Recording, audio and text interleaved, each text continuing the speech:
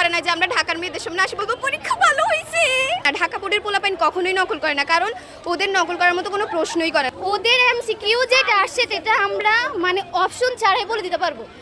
এত ইজি, এত সহজ হয়েছে। আমরা যখন অ্যাডমিশন নেওয়ার সময় সবাই শুধু আমাদের গ্রেড দেখে, এটা দেখে সেটা দেখে, কিন্তু কেউ আমাদেরকে দেখে না যে আমরা কোন বোর্ড থেকে পরীক্ষা দিছি। রাইটিং সেট একটা আনকমন পড়ছে, ওটা কোনো ব্যাপার না। পরীক্ষা মোটামুটি ভালো, শুধু একটা সমস্যা যে লোডশেডিংটা যেটা সমস্যা করছে, ওটা গরমে মানে লিখতে পারি না, পুরো ক্লাসরুম যেন ঝাঁঝা করতেছে, হাত গামে যাইতেছে, মানে খুবই একটা খারাপ অবস্থা। কিন্তু সবাই মোটামুটি দিয়েছে, গাঢ় খুব কড়া পড়ছে। আর এখন হ্যাঁ বাসে গিয়ে দেখবো ফোনের মধ্যে যে অন্যান্য বোর্ডেরটা সহজ আসে, স্পেশালি ঢাকা বোর্ডেরটা সহজ আসে, কিন্তু কুমিল্লা বোর্ডটা খুবই টাফ আসছে। এটা প্রত্যেক বছরে হয়।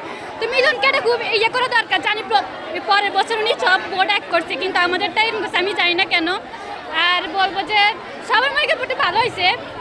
আর স্পেশাল আমি লোডশেডিংটা নিয়ে বেশি বলবো, যেন কর্তৃপক্ষ যেন এটা নিয়ে একটু কিছু ইয়ে করে। ওনারা যে বারবার বলে নকল হবে না, নকল হবে না, পোলাপাইন কেন চিট করে? ওনারা যে পরিমাণ প্রশ্ন করে, এটাতে বিশেষ করে কুমিল্লা বোর্ডের পোলাপাইনে বেশি নকল করবে। আর নকল করেও ওনাদের কমন পড়বে না। ঢাকা বোর্ডের পোলাপাইন কখনোই নকল করে না, কারণ ওদের নকল করার মতো কোনো প্রশ্নই করে না। ওদের এমসিকিউগুলো এমন আসে যে অপশন ছাড়াই অ্যান্সার বলে দেওয়া যাবে। আমাদেরগুলো অ্যান্সার মানে কি বলবো, অপশন দেখলেও বুঝি না যে কোনটা অ্যান্সার হবে। তারপরে বাংলায় যে এমসিকিউ যেটা আসলো, ওদের এমসিকিউ যেটা আসছে সেটা আমরা মানে অপশন ছাড়াই বলে দিতে পারবো। এত ইজি, এত সহজ হয়েছে। আর আমাদের এটা কি মানে পুরো ভিত্তিহীন প্রশ্ন ছিল আমাদের এই যে এমসিকিউটা। রাইটিং সাইডটা মানা যায়, কিন্তু এমসিকিউ আমাদেরকে পুরো দিচ্ছে। কি বলবো, ওদের প্রশ্ন মানে কুমিল্লা বোর্ডে এমন ভাবে করে না যে আমরা ঢাকার মেয়েদের সামনে আসি বলবো পরীক্ষা ভালো হয়েছে। হ্যাঁ, তারপরে ওরা যে আসি ক্যামেরার সামনে আসি বলে না যে পরীক্ষা ভালো হয়েছে, এই হয়েছে সে হয়েছে। তারপর ওরা লুজ নিছে, এটা নিছে সেটা নিছে। আমার এখন মানে ওদের কাছে একটু বলতে ইচ্ছা করছে যে ভাই তোরা কুমিল্লা বোর্ড একটু আসি পরীক্ষাটা দেখলে তোরা বুঝবি যে আসলে মানে প্রশ্ন কেমন হয়। তোরা ঢাকার বোর্ডের প্রশ্ন দিয়ে তোরা এত লাফালাফি করছিস, কুমিল্লা বোর্ডে একদিন আসে। তারপর ভার্সিটিতে যখন অ্যাডমিশন দিবে তখন তো গ্রেড দেখবে, তখন কি দেখবে কোন বোর্ড থেকে কে পরীক্ষা দিছে। তো তখন তো যারা কুমিল্লা বোর্ড থেকে দিছে তাদের তো গ্রেড কমে যাবে, পয়েন্ট কমে যাবে। তখন কি হবে? তখন তো ওরা ভালো একটা ভার্সিটিতে চান্স পাবে না।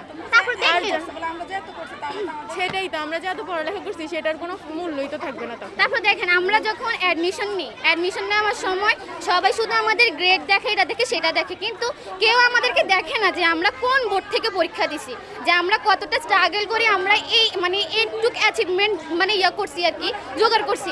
কিন্তু তারা এটা দেখবে না, তারা শুধু বলবে যে পরীক্ষা তো পরীক্ষায়। কিন্তু আমার কথা হচ্ছে যে সব বোর্ড যেরকম সহজ ইজি প্রশ্ন দেয়, কুমিল্লা বোর্ডও সেরকম দেওয়া উচিত। কুমিল্লা বোর্ডের কাছে এই প্রশ্ন, মানে আমরা যে এত কষ্ট করে পড়াশোনা করে পরীক্ষা দিচ্ছি, এটা কি আমাদের দোষ? কিংবা আমরা যে বাবা মার স্বপ্ন পূরণের জন্য দিনরাত পড়াশোনা করতেছি, এত কিছু পড়তেছি, অ্যাকচুয়ালি মানে আমার কাছে মনে হচ্ছে যেন আমরা এখন দোষই করতেছি। কেননা এরকম বৈষম্যহীন, এরকম ভারসাম্যহীন প্রশ্ন, মানে অন্যান্য বোর্ডে ভাইয়া প্রশ্ন আসছে বাংলার প্রথমের দিন সুভার গ্রামের নাম কি, আর আমাদের এখানে সুভার থেকে প্রশ্ন আসে নাই। তাহলে বুঝতেছেন মানে এত।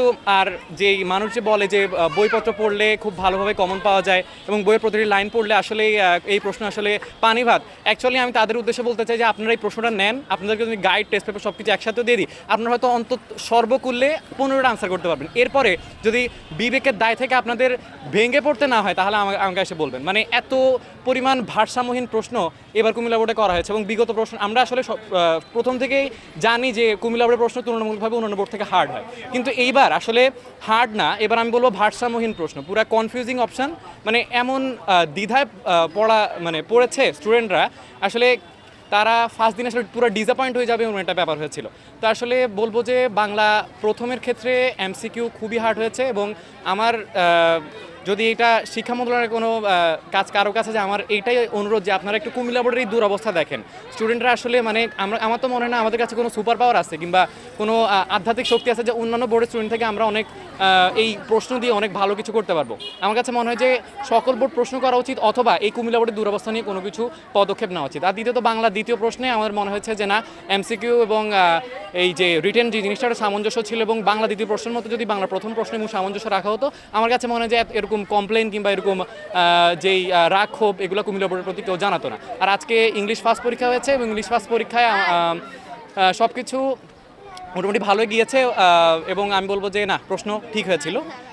এই হচ্ছে যে অবস্থায় 3টা পরীক্ষা গেছে এবং সামনে পরীক্ষাগুলোতে কী হয় জানি না, কিন্তু এই একটাই অনুরোধ যে প্রশ্ন ভারসাম্যহীন না করে আমাদের জন্য হয় সব কিছু সুন্দর করে একটি মার্জিন অনুসারে সব কিছু একটা পাশে নিয়ে আসুন, অথবা অর্ধেক হার্ড করুন অর্ধেক কঠিন সহজ করুন। এইভাবে করলেও আমাদের জন্য কোনো কিছু অসম্ভব হয় না আর কি। ধন্যবাদ।